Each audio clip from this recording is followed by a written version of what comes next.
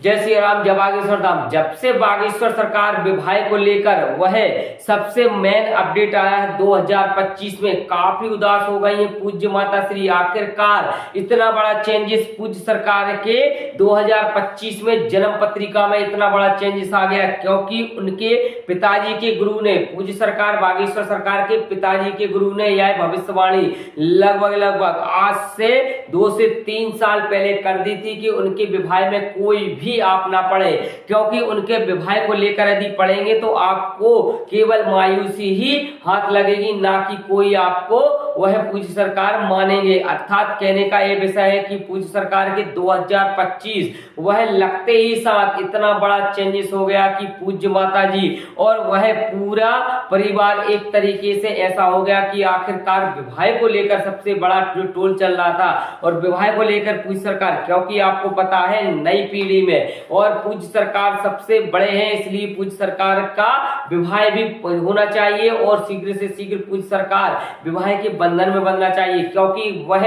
Family वालों को time नहीं दे पाते, क्योंकि भक्ति इतने पूज्य सरकार के हो गए कि उनको ही वक्त टाइम निकालने के लिए वह सोचना पड़ता है और उनको वह ऐसा सोचना पड़ता है कि मैं वक्त कब निकालूं, कब मेरी वह माता जी से, पिताजी से भेंट और कब वह परिवार वालों से थोड़ी सी चर्चाएं हो। तो जिसके चलते पूज्य सरकार के विवाह को लेकर काफी उदास हुई है पूज्य माता जी। और पूज्य माता जी के साथ साथ पिताजी से यह कहना है कि सबसे पहले वह बड़े लड़के की ही विवाह करेंगे, इसके बाद सालक राम जी महाराज जी का विवाह करेंगे। और पूज्य सरकार का कहना है कि मेरे विवाह के वह आप कोई भी बात ना करें, छोटे भाई का विवाह आप कर सकती हैं, वह बहुलाए और मैं भी उसमें सहयोग करूंगा। परंतु पूज्य सरकार की पूज्य माता जी ने कहा है कि सबसे पहले क्रम दर क्रम जैसा चलता आ रहा है वैसा ही चलेगा, बड़े लड़के का विवाह हुआ इसके बाद छोटे लड़के का विवाह हुआ। तो पूज्य सरकार के इस विषय को लेकर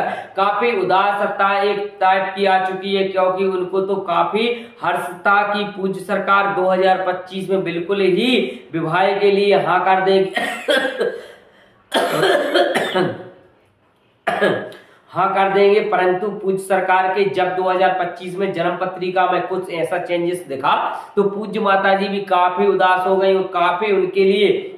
सबसे बड़ा यह विषय है कि जिसके लिए वह उत्सुकता लगभग आज से 5 से 6 साल का इंतजार करने के बाद भी पूज्य सरकार अभी तक कोई वह प्रतिक्रिया नहीं दे रहा है और ना ही विवाह के बारे में वह पूज्य सरकार सोच रहे हैं, क्योंकि केवल उनको हिंदू राष्ट्र, दूसरा नंबर कैंसर हॉस्पिटल, तीसरा नंबर कन्या विवाह और चौथा नंबर वह एक सबसे बड़ा अपडेट और आ गया है पूज्य सरकार का बागेश्वर धाम पर दूसरा बागेश्वर धाम बन रहा है। वो कहां पर? बंबई की मंडी में पूज्य सरकार ने एक और मंदिर भव्य तैयार कर दिया, जहां पर पूज्य सरकार सभी भक्तों की अर्जियां सुनेंगे, दिव्य दरबार भी लगाएंगे, वहां पर अर्जी भी लगेगी। तो तमाम बिल्कुल जो बागेश्वर धाम सिद्धधाम गढ़ा में होता है वैसे ही तरीके से पूज्य सरकार बंबई की भिवंडी में भी वह ऐसा ही दिव्य दरबार लगाएंगे। अब और पूज्य सरकार की पूज्य माता जी को वह टेंशन बढ़ गई, क्योंकि एक ही दिव्य दरबार लगाने में और इतना टाइम नहीं मिल पाता। अब पूज्य सरकार के